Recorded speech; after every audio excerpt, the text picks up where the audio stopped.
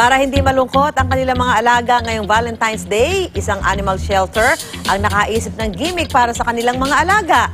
Panoorin natin ito. Single and ready to mingle? Taken. Ano man ang relationship status mo ngayon? Tsak papatok ang aming bidang kakaibang Valentine's paandar. Nag-iinspirasyon ng Philippine Animal Welfare Society o PAWS ang kiling ng unang pakikipag-date para sa kanilang Valentine event na First Date. Na-notice namin yung mga tao, naghahanap ng event for Valentine's Day. So nag-isip kami ng paraan para magkaroon ng event para yung mga tao na naghahanap ng date, tapos yung mga shelter animals na hindi nabibisita, can spend time together. Sulitin ang bonding experience kasama ang mga adopted animals sa shelter.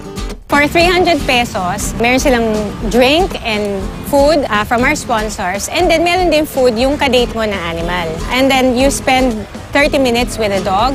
Pwedeng indoor yung date, kakain muna kayo, and then pwede kayo mag-walk sa labas. Kinagis na ni Hannah, 26 na taong gulang at tubong Davao, ang mga aso at pusa. Lumaki ako na nag-iisang anak.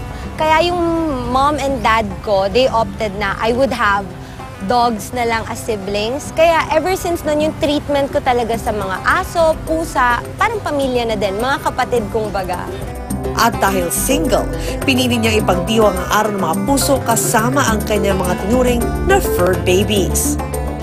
I think yung special about my first time in this first date is definitely si Tidos. Kasi first time na nakahanap ako ng isang aso or isang kaibigan, we might say, na match talaga sa personality ko. Nahikayat naman ni Geraldine ang asawang si Eric na subukan ang first date. So sabi kong gano'n, para maiba naman ang Valentine's. So sinama ko na rin ang husband ko ngayon. Last year wala ako I was out of the country. Kaya nung sabi sa akin ni Mrs. na may ka-date daw siya sa Valentine's Day, iisip ko kung sino. Until she sent the pictures na nandito pala siya. Certified animal lover din ang mag-asawa na sinusulong ang responsableng pet ownership.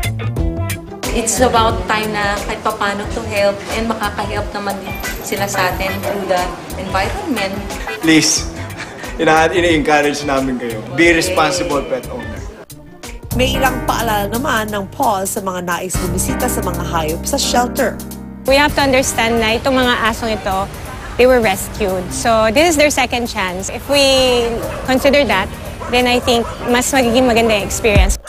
Sa ating kapwa, maging sa alagang hayop, mahalaga na maipadama ang tunay na pagmamahal, araw man ng mga puso o hindi.